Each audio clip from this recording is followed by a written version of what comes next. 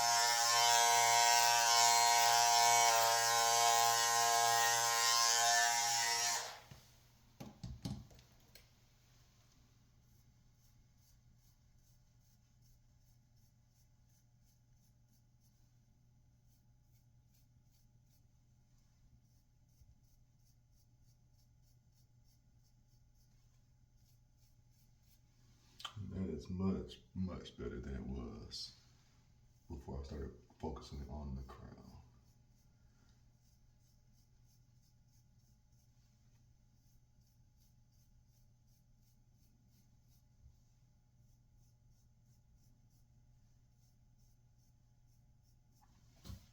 And that's using brushing and combing, but also using Shalice's heavily inspired burdock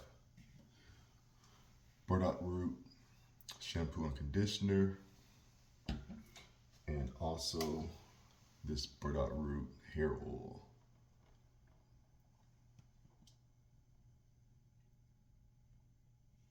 Burdock root rosemary hair oil really helping with the growth along the crown area and also in the front area here.